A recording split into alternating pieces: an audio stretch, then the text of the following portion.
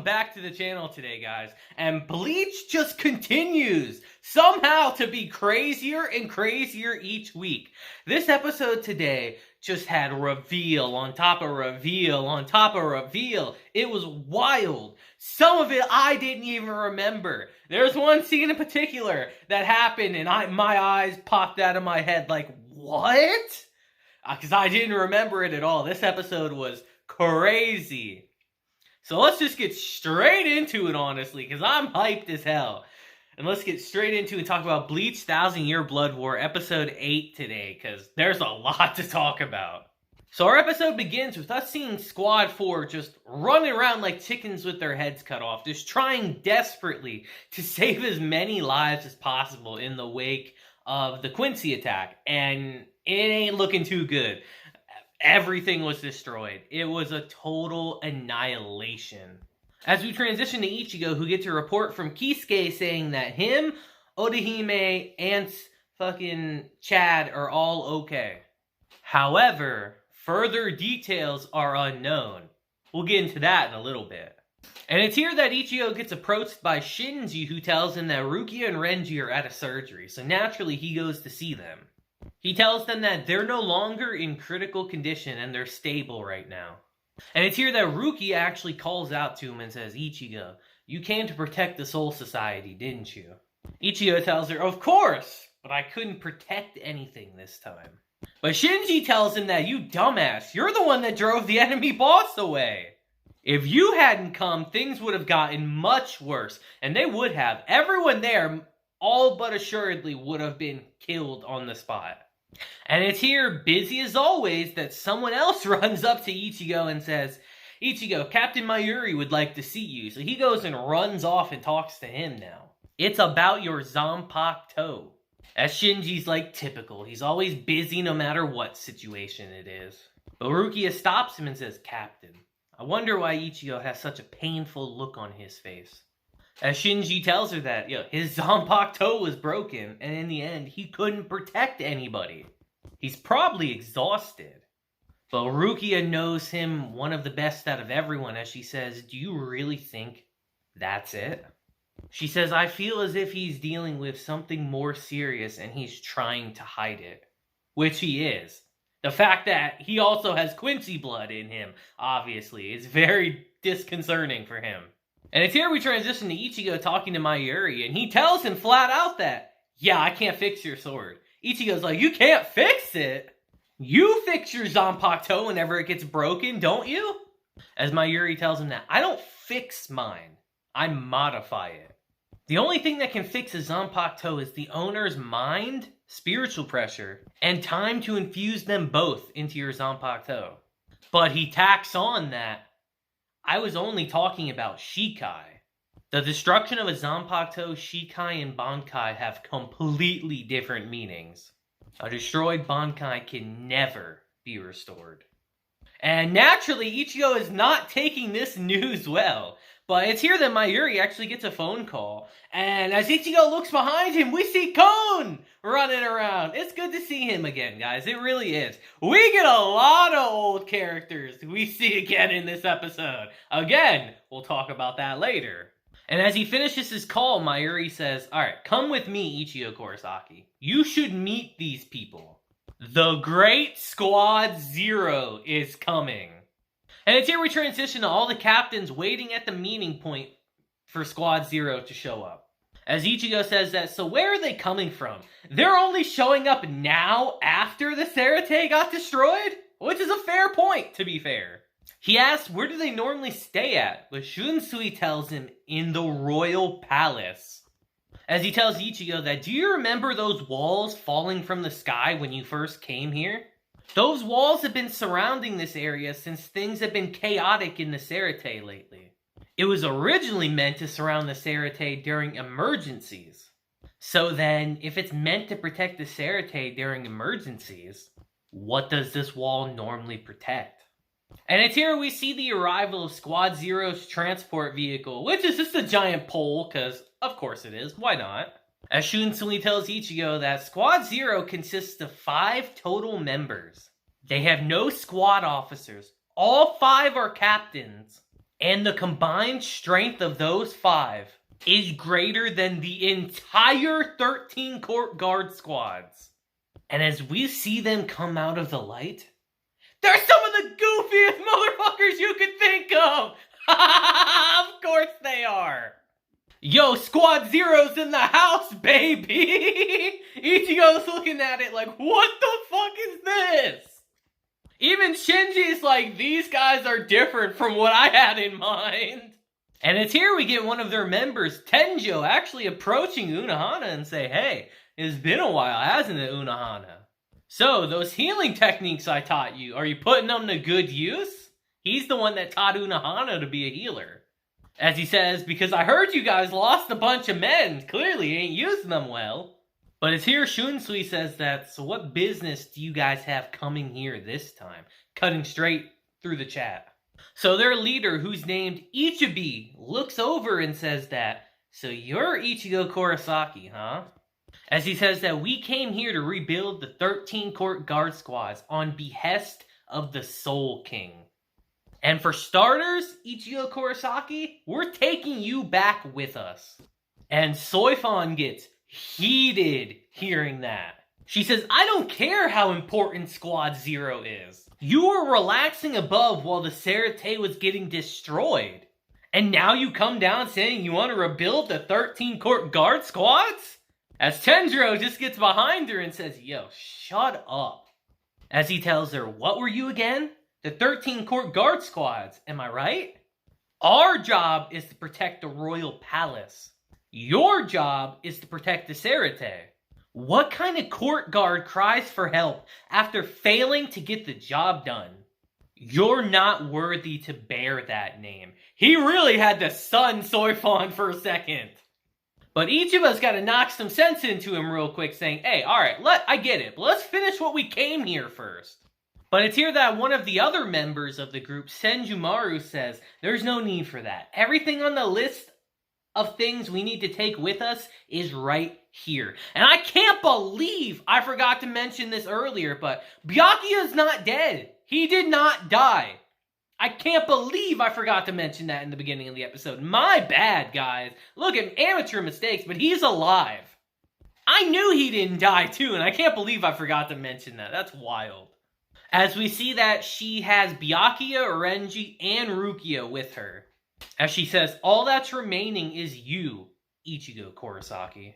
But Unohana tries to stop this, saying that, hey, the 3 people inside your spheres are in no condition to leave the Serete right now. But Tenjiro approaches her and says that's exactly why we're taking them with us. As he says that, I'm sure you're well aware that you're not strong enough to fully restore these 3. But he also says, you already know, don't you, Retsu? Medical care isn't what you should be doing right now. And we'll talk about the meaning of those words at a later date, because it's going to be wild. As we hear Mayuri say that you broke into my lab as well, huh? As always, you're so disrespectful. As we see that they went to go pick up Ichigo's broken bunkai. And let's just say that Senjumaru and Mayuri have, some history together. Let's leave it at that for now. But Ichigo interrupts him and says, alright, I can recover from my injuries here. Why are you taking me with you? But Ichiba tells him that, we know that. You're the only one being taken for a different reason. But before that different reason can be explained, we get our boy Kisuke showing up. And he's just like, hey, what gives? I was hoping for a bigger reaction, you guys. As we see that he's being projected out of Kone's head. And Kone's going crazy. And it's here that we see with our own eyes that Orihime and Chad are just fine and they're doing good. But it's here we hear another voice in the background. And we see part of a figure. And it's exactly who you think it is. There's no point in trying to hide this from you guys. It is indeed Grimmjow. Now, it'll get explained later. So for now, just know that Grimmjow is back, baby. But before Ichigo can really ask about that, Kisuke says, Ichigo, as you can see, we're alright. So please, do what you have to do for yourself. You can decide on your own. what you truly want to do. As he tacks on that, oh, don't worry about who you just heard, by the way. We reached a nice agreement. And as we transition over to their side, Chad asks him, like, was it okay to tell him that? As Kisuke says that if he does what he truly wants to do, that will surely lead to protecting us all in the end. You two should know that better than I do. And the person who knows that better than anyone is Ichigo himself. As Ichigo addresses Ichibi and asks him, if I go to this royal palace, can I fix my Tanza Zangetsu? He tells him that it can't be fixed. But if you go to the royal palace, we can reforge it into something resembling your original sword.